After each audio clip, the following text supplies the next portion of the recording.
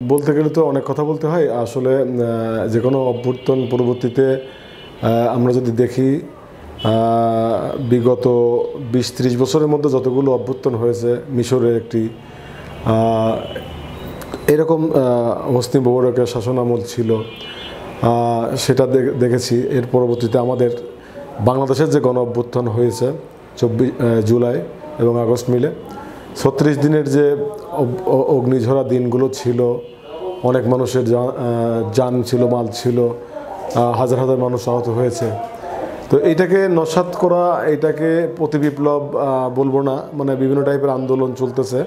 এটা একটা বিভিন্ন ধরনের পরিকল্পনা থাকে নস্যাৎ করার জন্য। বিপ্লব সফল হলে বিপ্লবকে ধরে রাখতে গেলে, সফল করতে গেলে বিশেষ করে এই সরকারের যে দুর্বলতাটা চোখে পড়ে সবারই, সেটা হচ্ছে যে যারা দেশের অংশীজন, স্টেক হোল্ডার আমরা বলি, প্রতিটা রাজনৈতিক দলের সাথে যে ঐক্যমত্য, এই পলিটিক্যাল কনসেনসাসটা আমাদের এই সরকারের সাথে থেকে মনে হয় যে যোগাযোগের দ্রুততা কম। তারা সংস্কারের উদ্যোগ নিয়েছে, সংস্কার করছে। সেই বিষয়টা আসলে আপডেটটা বড় বড় স্টেক হোল্ডার, বড় বড় রাজনৈতিক দলগুলোর সাথে বসে বা তাদের সাথে পরামর্শ নিয়ে সরকারের মতো নিজস্ব ভাবনায় নিরপেক্ষভাবে সংস্কারগুলো করা উচিত।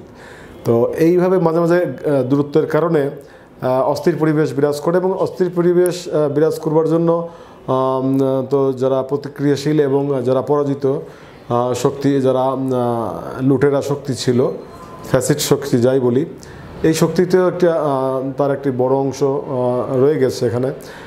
তারা তো একটা বিভিন্নভাবে ফিরে আসতে চাইবে। তো আপনারা দেখছেন রিকশাওয়ালা, অমুক তমুক, নানান রকমের আন্দোলন। এর মাঝখানে কিছু মানুষ এমনি আন্দোলন করছে যে বাক স্বাধীনতা আসলে তো ওইভাবে ছিল না। বিভিন্ন কায়দায় আমরা যারা লেখালেখি করতাম, বিভিন্নভাবে রূপকে প্রতীকে বিভিন্ন ইন্ডালজেন্সের মাধ্যম দিয়ে আমরা ডিসক্লোজ করতাম। কিন্তু সাধারণ মানুষের যে আকুতি, যে আবেদন ছিল, তাদের যে প্রতিবাদ ছিল, দ্রোহ ছিল, যে ক্ষোভ ছিল, সেইগুলো আসলে প্রকাশ করবার স্পেস ছিল না।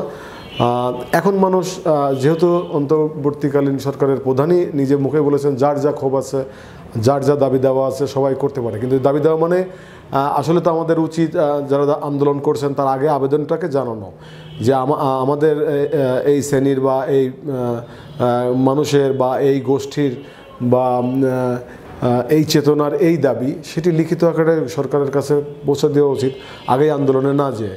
কারণ সরকারকে কাজ করতে দিতে হবে। কাজ করতে দিতে যত আমরা বিলম্ব করব, তত এই সংস্কার কাজ পিছিয়ে যাবে, তত গণতান্ত্রিক সরকারের কাছে ক্ষমতা হস্তান্তর করতে দেরি হবে।